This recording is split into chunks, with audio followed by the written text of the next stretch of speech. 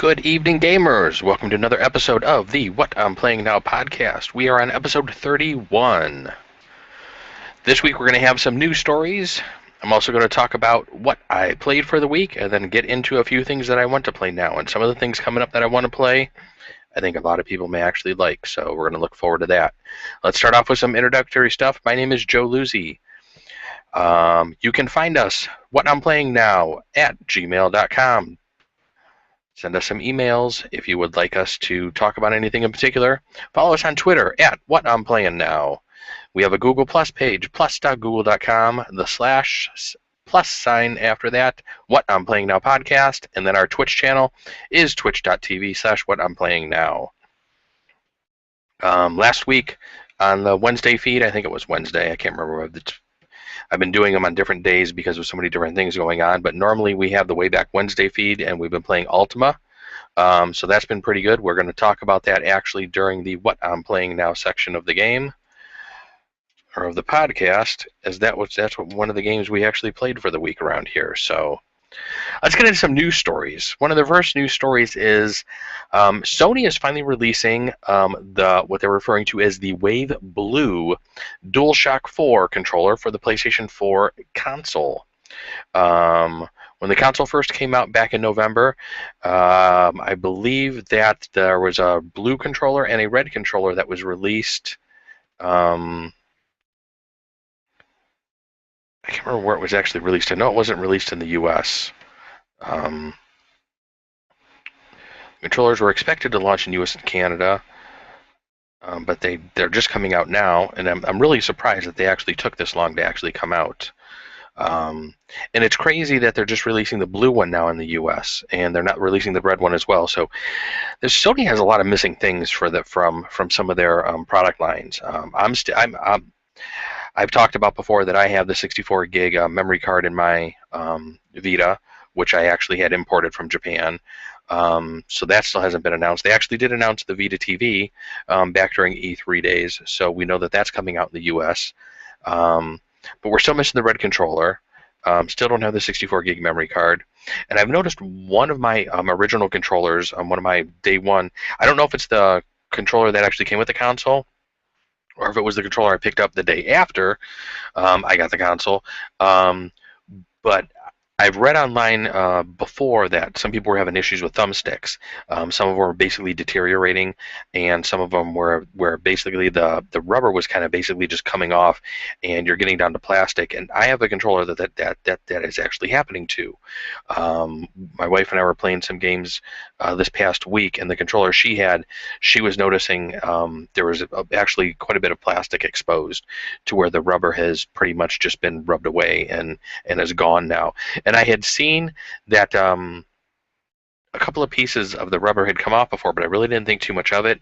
But I have a feeling I may have to send this back to them now because it's really going to be hard to play with the controller, considering your thumb is just going to be sitting on the plastic, and that's going to be quite uncomfortable to play with for any period of time. So Sony, expect to have a controller come back from me. I wouldn't mind getting a blue one. If you guys could arrange that, I'd really appreciate that. I guess I won't be greedy though. If I get one of the original black-colored ones, I will take it. Just as long as if I don't have to send it back in anymore after this. So we're gonna jump over to some Nintendo news. Nintendo president had surgery last week. Satoru Iwata, I guess, had some health issues that he had to get taken care of. I was reading a couple of forums, and some people were wondering why his surgery was actual news. And one of the things I had posted on one of the forums was keep in mind that Nintendo is a publicly traded company. So normally when one of their big one of the people that are pretty high up in the company, that's pretty much forward facing and talks to the public quite a bit, like he does. Whenever they have health issues, they pretty much have to disclose some of that stuff. Now they don't have to necessarily go into details due to laws and things of that nature when it comes to that. But But I think it's a good idea that Nintendo actually, talks about this. He actually comes out and says what's all going on with him. He says everything's fine now, and I think that's a good idea. It seems like Nintendo's had a little turnaround ever since the release of Mario Kart 8. Um, so they've actually been selling a few more Wii U consoles. This is probably one of the reasons why they might have actually gone the route of what they did for a recorded E3 instead of doing like live sessions like Microsoft and Sony did. Considering Satoru Iwata couldn't be at E3, and he actually missed. I guess they were having a shareholders meeting this month. That was something that he was going to miss as well. But some good news actually came out of that shareholders meeting with the Wii U actually selling a little bit more, and with Mario Kart 8 doing good, and some of the other games that they have coming up for the next year. He was actually reelected onto the board of directors. So he's going to stay as president, and hopefully he gets well soon and can come back. It sounds like he's actually doing some of his job functionality through email and a couple other ways.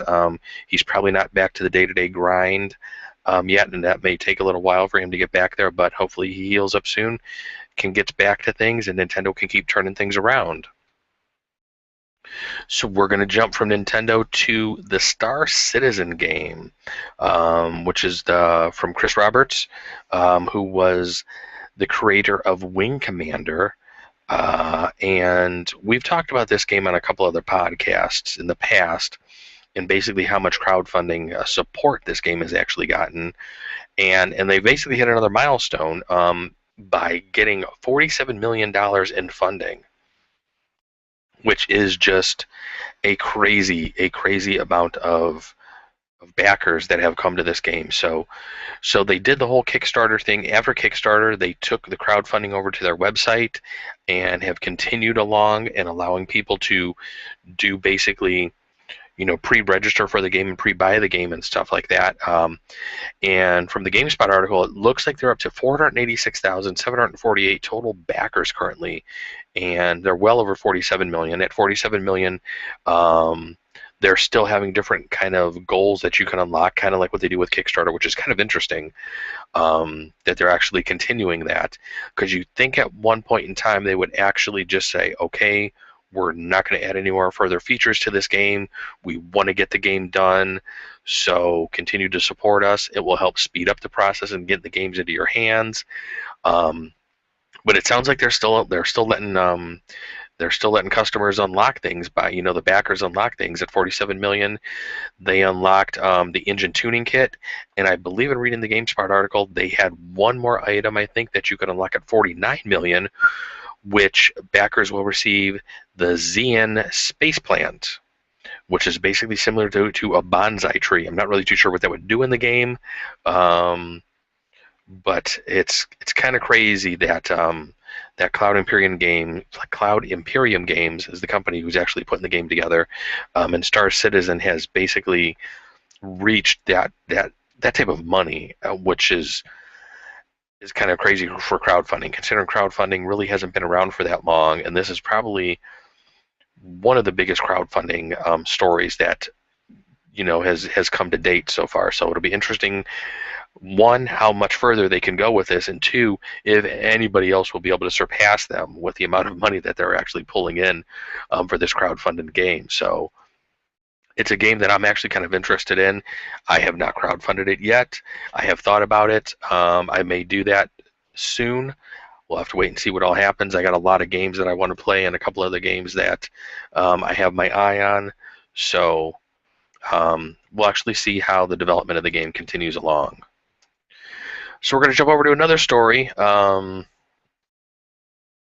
of different Oculus stories that we have here. One good and one, I don't know if I would say bad or not, but probably in their eyes not good because they're having to spend money, and I mean, from what some may say is a waste of money. But let's start off with the first article.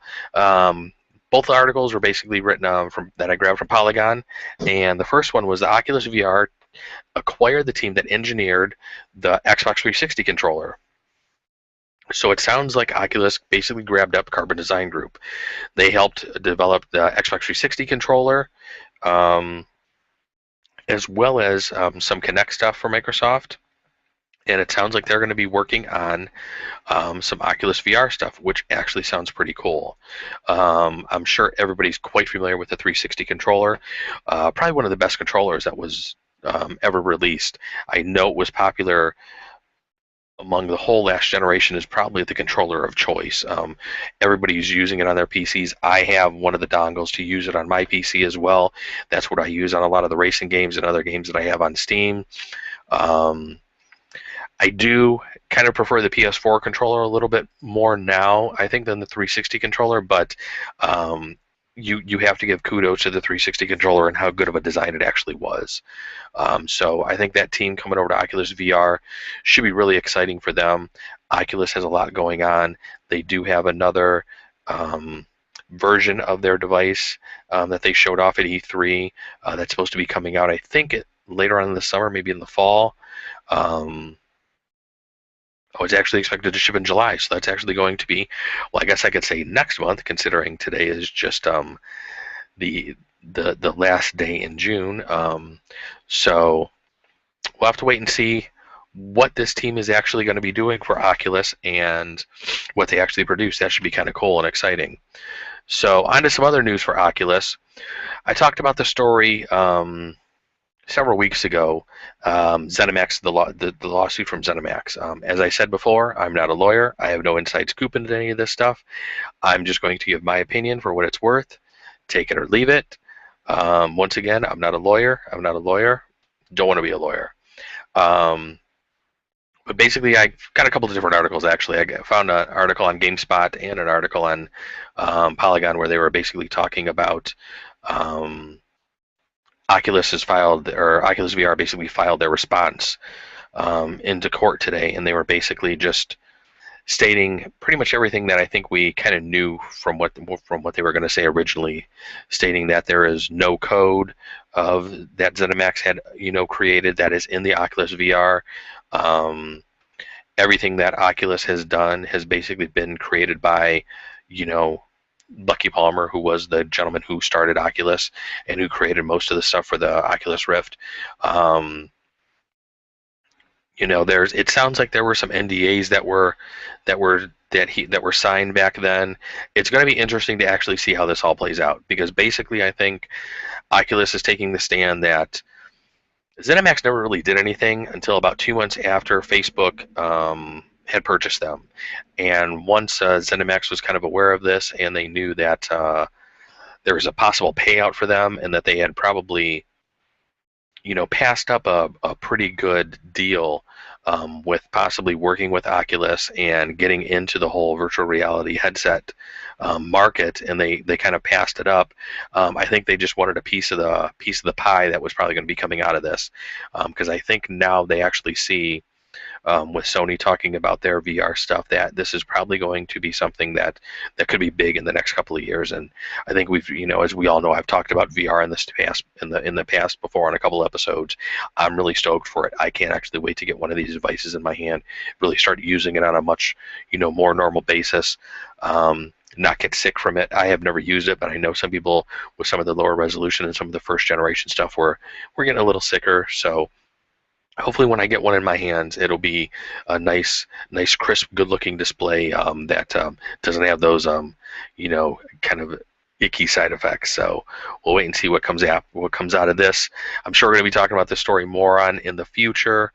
So we'll just have to wait and see. Both companies sound like they want this lawsuit to go before a jury, and it sounds like both companies are requesting that. So it sounds like that actually may happen. So good luck to both companies, and hopefully we can get everything settled out and everybody can continue on with their day-to-day work, and not pretty much delay any of the things that either company may be producing. So the next story I'm going to jump into is a story from Eurogamer.net that I had found. I can't remember where I actually found this article at, but it was an article on the Dungeon Keeper game that EA had released for the mobile systems.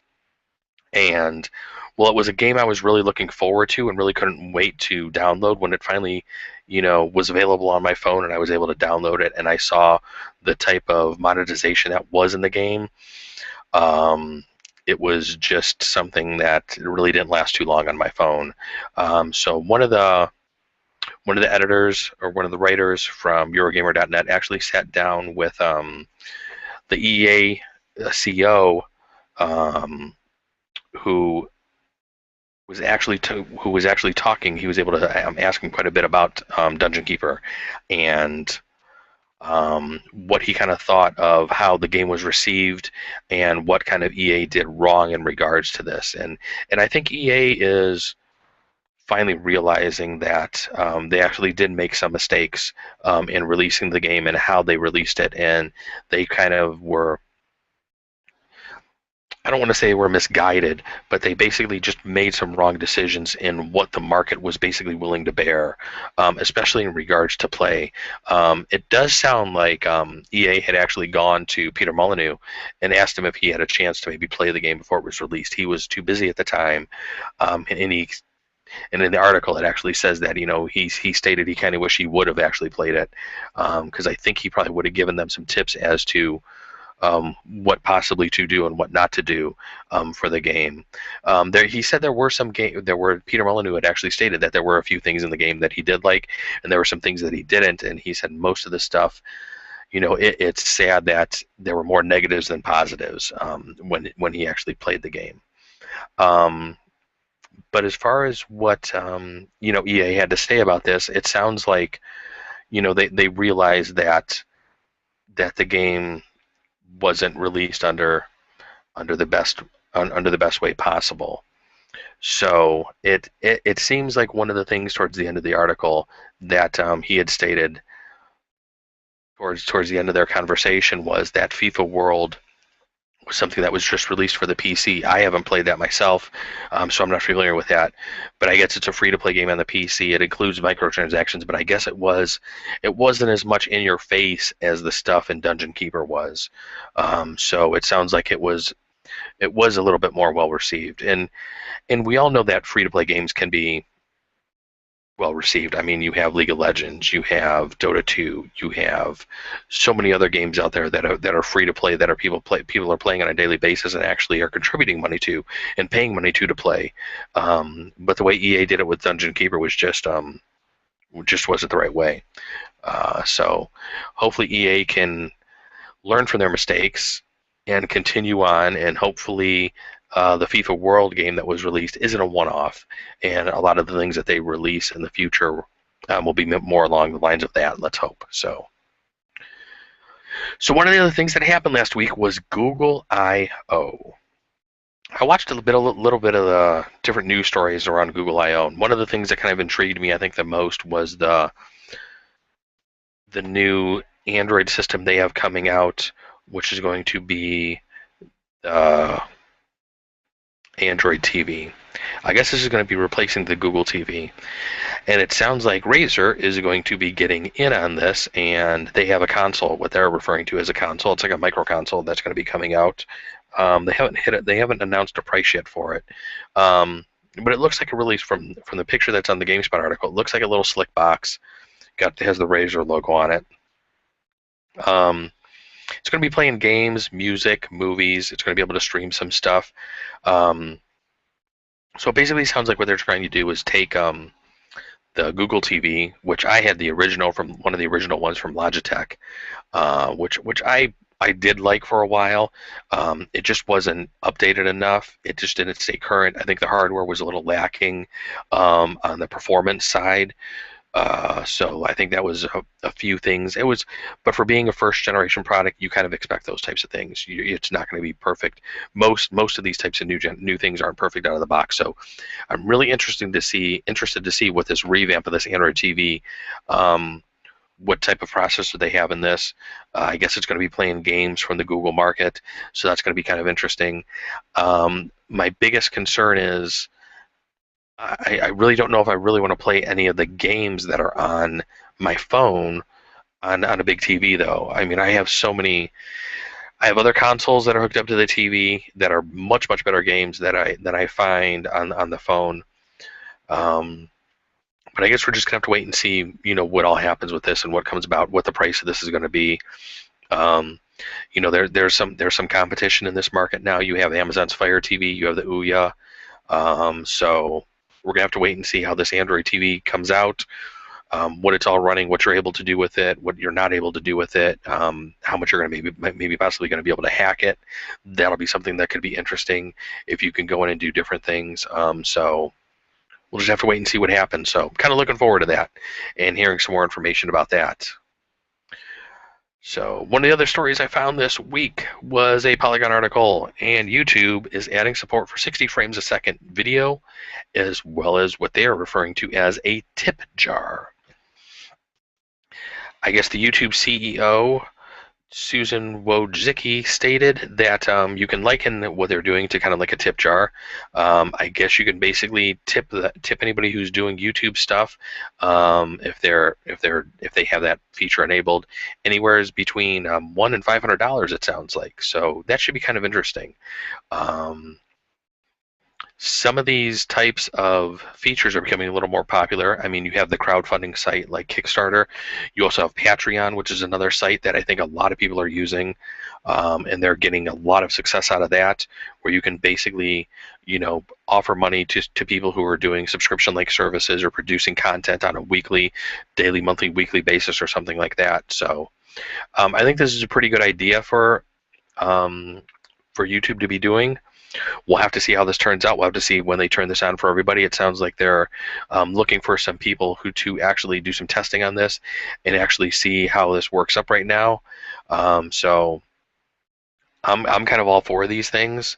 I don't have anything like this enabled right now for our site. I wouldn't mind doing something like that in the future to maybe just help cover the cost of the website and the servers and all that stuff, and what we have running for our little site here, which isn't really that much, but any little bit would help. But I really like doing this stuff. The wife lets me do it. It's a nice little hobby, so this is what I get to play with. So I'm not spending tons of money on it, and I'm sure that there are people who spend a lot more money than I do, so I try to keep my costs, in a reasonable amount. But if I was able to get some people to help out and supplement that, I wouldn't mind that at all, and I'm sure my wife wouldn't either. So we got a couple more news stories here to cover before we jump into what we played for the week. Speaking of Dota 2 a little bit ago, the Dota 2 tournament that's going to be coming up here shortly has topped $10 million in prize money. Last year, I believe, basically they topped around $2.8 million. Is what the GameSpot article had stated, and this year they're over 10 now, and it's still being the compendium still being sold. That is just quite amazing, I think, in a year to take a jump of over 3 times the dollar amount, and that's just a crazy amount of money. They're breaking all sorts of records with this as far as esports goes, and GameSpot had a really cool little infographic on here that they had, and it was basically prize pools and salaries and millions of dollars, and how much basically they were getting for the international, as opposed to other events that were happening, like sporting events. I mean, so you have the World Cup, which is huge, but then the international's pretty much not far behind it, and it's kind of amazing if you see this little graph. Of course, I'll have all the links to all this stuff in the show notes, so you'll be able to go take a look at this stuff. But I just kind of got a kick out of that, and congratulations to them and kudos to that. That's quite amazing. And then right before I started the podcast, I was looking around on my feed, my Twitter feed, and saw a Kotaku article that had just been posted a little bit ago, and it was about Cube World, and I was like, a Cube World article? Is this an old article? Is this a new article? And lo and behold, it is a new article, and they are talking about the Quest system that they're working on right now. Must be damn good, because I think it's been well over a year since the game's been updated. So, but I guess they go into, there's actually a YouTube video that shows the Quest system, and some of the things that they were kind of showing in the Quest system were gathering quests. There were different kill quests you can go do, and then they actually showed an arena. I don't know if it's going to be like a horde mode, but it looks like you basically fight somebody. You can go back and talk to the NPC. You can and then move on to fight somebody else, and I'm guessing they're probably going to get increasingly harder, is the way those modes normally work. I guess for the quest system, though, the developers actually had some issues because of the way the world is procedurally generated. I guess it's kind of generated on the fly around the player. So when you're having quests that are possibly in static locations and sending you from one end of the world to the other, and those kind of parts of the world and environments haven't been really created yet, it's kind of hard for them to do the quests. So they basically had to get around that system. They also changed. The way they actually started some of the questing stuff. I guess they were starting off doing originally more MMO style, and then they kind of just went to, you basically just go around and explore and uncover quests, I guess would be about the easiest way to say it. So it doesn't really, I don't know if they're really going to have NPCs that are going to show anything maybe over their head, like an exclamation mark or something. In the video, it shows that, but then when reading the article, it almost sounds like they pulled that out, and it almost sounds like they were going a little more. It kind of reminded me of playing Asheron's Call, where there's a lot of quests in the game, but the NPCs in Asheron's Call really aren't defined as quest givers. They are defined basically as an NPC you can go up and talk to. You can purchase different things from them, different tips, and you can find find the quests and find the different locations and stuff like that. But it's not really something where you're clicking on somebody with an exclamation point or a defining mark over their head and then following a track to a quest or anything like a lot of the quests are, and what they've actually done in the MMO realm. So it's going to be interesting to see what they actually do with this and how this update comes out, or when or if it ever actually does come out. So really didn't think I would be talking about Cube World again, but lo and behold, there we are. There's a Cube World article, so I had to talk about it. So we're going to jump on to what I'm playing now. So what did I play for the week? Actually picked up a couple of new games. Game on the PS4, picked up a game on the Steam sale, and played a few outside games, I guess we could say, while we were outside drinking one evening. So the one game I picked up on the PS4, RBI Baseball 14. I've been talking about that game ever since we originally heard about it. Was really excited for it. The graphics look okay. They're not earth-shattering. They're not like Sony's baseball game. So it doesn't have that level of graphics. It doesn't have that level of playability. I'm still trying to figure out how I like playing the game. Yeah, whether I like using the kind of actual D-pad or whether I like using the joystick. I kind of like using the D-pad for pitching and controlling few things, and then my thumb seems to go over to the joystick and the thumb pad for the thumbstick for other things. So I seem to be kind of going back and forth, and I'm trying to force myself to do one or the other, and I just can't. I can't do pitching with the thumbstick.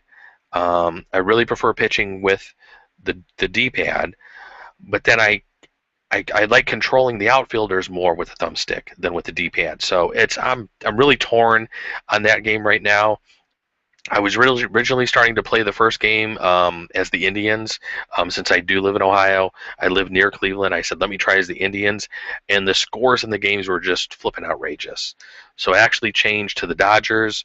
The scores are much more in line with normal, Major League Baseball scoring and what you would think games should be. They're not all double digits like they were with the Indians. So I'm having some fun with the game. And I'm still going to play. I'm going to play it some more. I'm going to try to get my wife to play it a little with me and see. It doesn't have any online component to it. It's all just local co-op and stuff. So we're going to actually see if we can get some games in. But so far, I kind of like the RBI baseball. It definitely does reckon back to and throw back to the old baseball games. The controls just aren't. I don't want to say they're not smooth because the controls are good, but it definitely plays like the old baseball games you would think back on the Nintendo, Super Nintendo, and the Genesis. It just has that feel to it. And if you've never played one of those games, it's really hard for me to describe it. But it does definitely have that feel to it. So that's one good thing, that they were able to keep that. One of the other games I picked up for the week was a game called Banished. It's an early game that's out on Steam. It came out several months ago, I think. I never had a chance to pick it up. It was on sale one of the days on Steam, so I actually picked it up. It was something I had been wanting to play for a while. I've been wanting to get into a game where you're kind of like building and growing a colony of people and play that type of game, kind of like a strategy type game. So I picked up Banished. I was playing it over the weekend, played it Saturday, played it quite a bit Sunday, and then actually played it a little bit earlier today before the podcast. I've been reading up quite a bit of it on the couple of different forums and trying to get some different tips and tricks. I already see a couple of things I've done wrong in my initial one. Maybe next Saturday I'll try to do a stream of that and maybe start a whole new colony over. But so far I'm kind of liking it. And reading some of the Steam reviews, some people are saying that after a little while they kind of just thought it got a little repetitive. They just kind of burnt out on it. So far I kind of like it. It's kind of feeding an itch that I had to play something a little different. I was kind of getting tired of playing role-playing games and a lot of the other sandbox type games. So I was kind of looking for something that would be more, I don't want to say that would reckon back to the days of Warcraft, but it's kind of like a building simulator type of game. I mean, where you're trying to just build up your colony and a community. So I've been wanting to play Civilization 5, but we're going to talk about that in a few minutes.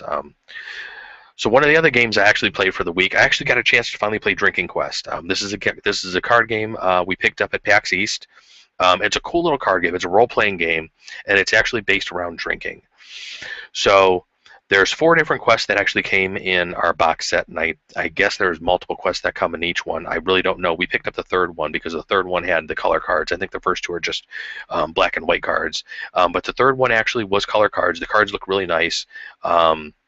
They have a really good feel to them. They're not too thin. They're not too flimsy. The instructions are very, very simple. Each player basically takes a hero. You write down your stats on a little notepad. At the beginning of each turn, every player draws a card.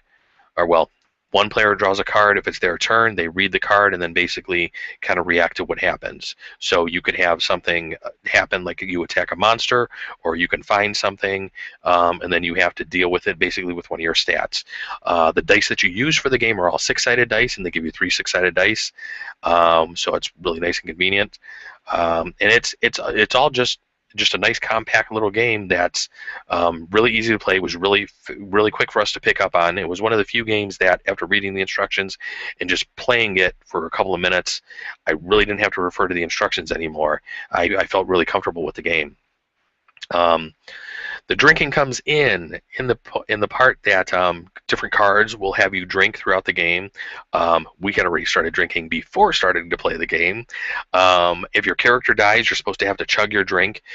You only chug your drink once during each quest. If you do die again a second time during the same quest, you're just supposed to take maybe a big swig, not chug your whole drink. So they want you. So the developer of the game was basically trying to keep in mind that you need to be coherent to be able to finish all 4 quests. We didn't finish all 4 quests because we were actually playing outside.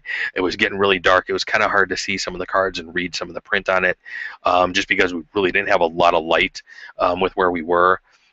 So we kind of jumped over to Zombie Dice after that and finished off the night playing a couple of rounds of Zombie Dice, which is always a fun little game. You really don't need to see a lot. I have a little app downloaded on my phone which helps us keep score. So it's nice and easy, and there really isn't a whole hell of a lot to Zombie Dice if you've never played it before. It's a nice little game from Steve Jackson Games.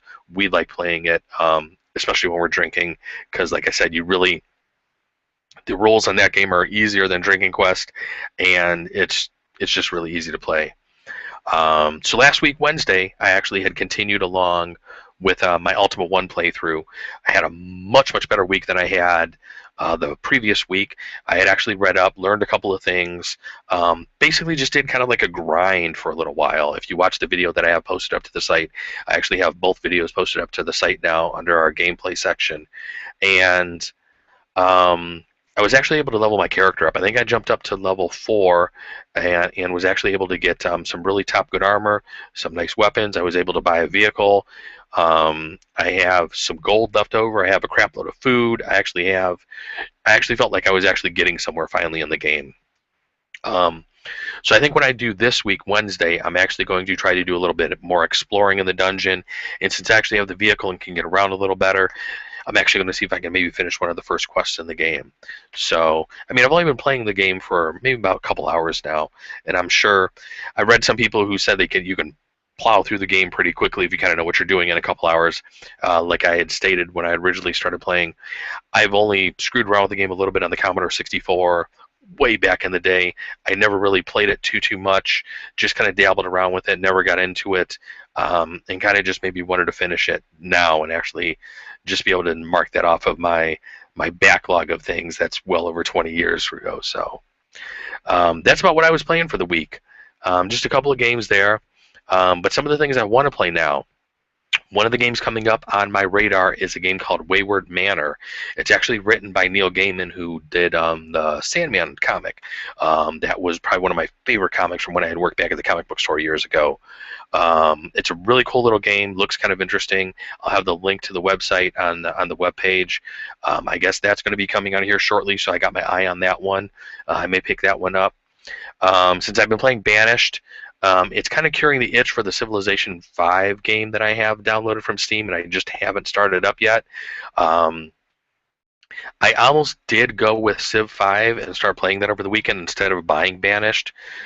But the last time I sat down to play Civ 5, it just seemed like I just really didn't want to sit down and just learn Civ 5 because it's been so long since I played a Civilization game. But I have a feeling sooner or later in the next couple of weeks, I will be launching Civ 5 and actually getting into it. So I'm going to play Banished for a little bit longer, see how far we can get with that, do a couple of streams for that maybe, and then maybe I'll jump over to doing some Civ 5 stuff. And maybe I can even get a couple of the people and do some Civ 5 multiplayer with, because I know a couple of guys at work have been kind of bugging me to play some Civ 5 online against them, and I told them I need to play a little offline so I don't get annihilated and look like an idiot. So that's the other thing that I'm kind of wanting to play.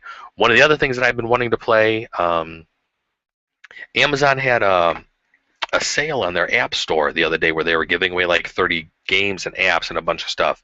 And one of the games was Adventure Time Card Wars, which I had actually purchased probably about a month ago off the Google Play Store. But I actually had to return the game and get a refund for it, which I was kind of bummed about because it was something I was really interested in playing. The game just blows up on my phone, and I don't have that old of a phone. I have an HTC One, the M7 version, so I have last year's model, and no matter what I would do, the game would basically get to the intro, the sound would start playing, and the game would just blow up. It sounds like I'm not the only one that this is happening to, though, when you go read the forums. So I figure, you know what, if it's free on the Amazon App Store, let me grab it now. This way I don't have to repurchase it.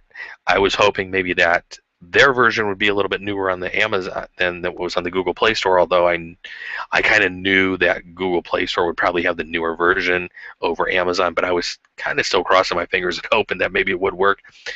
Same thing happened. You get to the intro part, you get to the music starts playing, and the game blows up. So I was like, all right, hell with it. So then I started looking around, and I noticed that back in January, I think it was, that Cryptozoic actually released the actual card game, the physical card game for Adventure Time Card Wars. So I'm going to watch some videos on that. I think I have in the past, but I'm going to rewatch them again, and I think I may be getting in a couple of the starter decks, and we'll see if I get a box of boosters or maybe just a couple of booster packs. I may start off with just a couple of booster packs because if I get a whole box of boosters, like I used to buy my Magic the Gathering cards, the wife may smack me upside the head. So we'll have to wait and see how that goes. But I definitely want to get in the 2 starter decks they have out there that look pretty cool. And that's one of the other things that I'm kind of interested in playing now. So that's about it. That's the end of an episode. I've been chatting here for quite a while, so we're going to bring the episode to a close. If you have any tips, anything for us to talk about on the show that you want us to know about, anybody that we could possibly interview, I may start looking into do that here shortly, get a couple people online to start chatting with me. Send us some emails, whatimplayingnow@gmail.com. Don't forget to follow us on Twitter. I usually tweet out when I'm going to be doing the podcast, which is usually on Monday night. Wednesday night, I try to do the Way Back Wednesday stream, and I'm going to try to bring back the Saturday stream. I've been pretty steady the past 2 Wednesdays with the Wednesday one. The Saturday one, I just need to kind of sit down on Saturday and just pull myself away from all the house and yard work and everything kind of going on around here and just actually do a stream on Saturday already and start getting back into the habit of doing that. So follow us on Twitter, like I said, What I'm Playing Now. Don't forget to drop the G. We have a Google Plus page, plus.google.com/ and then the plus sign, What I'm Playing Now podcast. And then, of course, whenever I'm doing the streams, it's on twitch.tv/ What I'm Playing Now. So have a good week, everybody. Go play some games. Enjoy yourself, and we'll catch you next week. with another episode of What I'm Playing Now. We'll see you later.